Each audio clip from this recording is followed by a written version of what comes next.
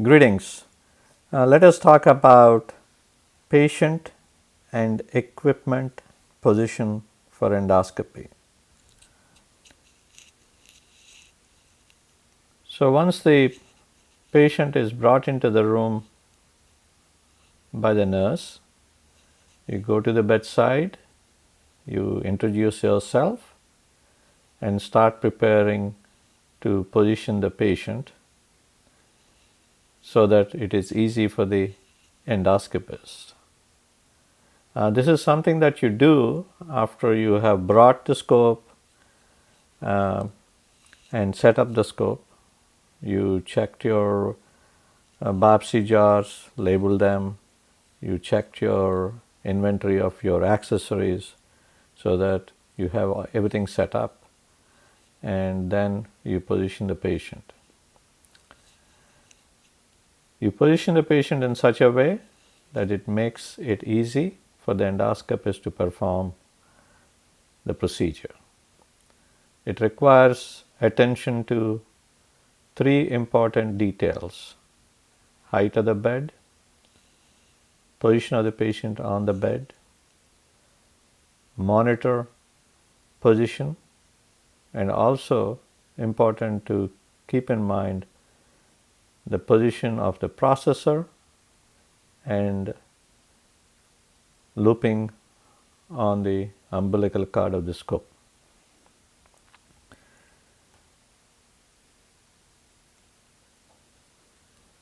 So here the patient is lying on the left side in the middle of the bed. The bed is too low, and this causes a lot of strain on the back and neck of the endoscopist as he has to lean forwards.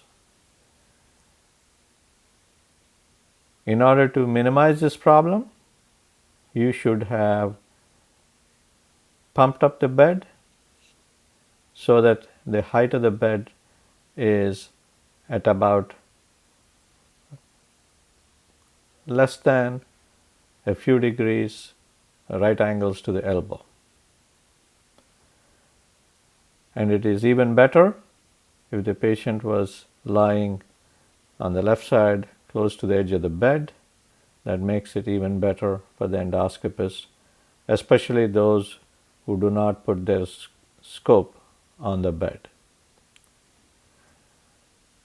You also notice that the endoscopist is standing comfortably in neutral position without straining the neck and is looking straight ahead at the monitor.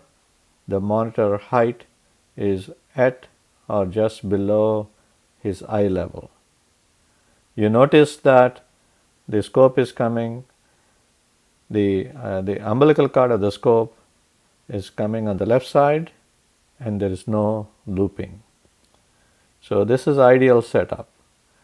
For the sake of measurements, depending upon the height of the endoscopist, the bed could be anywhere from 85 to 120 centimeters from the ground, and the monitor 93 to 162 centimeters from the ground. The key is to set it up in such a way that the endoscopist is very comfortable without straining any part of the body.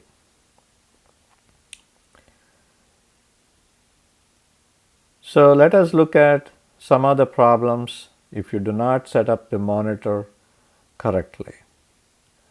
Here the monitor looks perfect. Say for example the monitor is set at a higher level or a lower level, it causes strain on the neck. If it is set up at a higher level, the endoscopist has to look up, and it puts a lot of strain on the neck and cervical spine.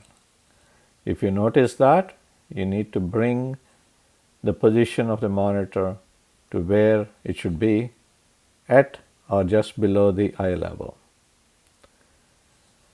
Before you start the procedure and before you give the scope to the endoscopist, you should take away all the loops in the umbilical cord. Having those loops and not removing them would cause a lot of strain for the endoscopist. It's also important to keep the position of the processor, especially for those doing colonoscopy, slightly to the back and to the left of the endoscopist. So here you can see there is a loop that produces a lot of strain on the endoscopist's shoulder and hands, and you could help the endoscopist by giving the scope straight without that loop. So as you can see here, endoscopy involves a lot of work. How you position the processor slightly to the back and to the left of the endoscopist, making sure that there is no looping of the umbilical cord. The patient is close to the edge of the bed and the bed height is at or just below the level of the elbow, flexed at 90 degrees. The monitor is at or just below the eye level, exactly opposite to the endoscopist. Let's look at upper GI scope. So the patient is brought into the room, and then you go to the patient's bedside, you introduce yourself, you ask the patient to lie on the left side, and you pump up the bed, you position the monitor, and you give the endoscope without any loops on the umbilical cord, and it's perfect for the endoscopist to do the procedure without additional strain.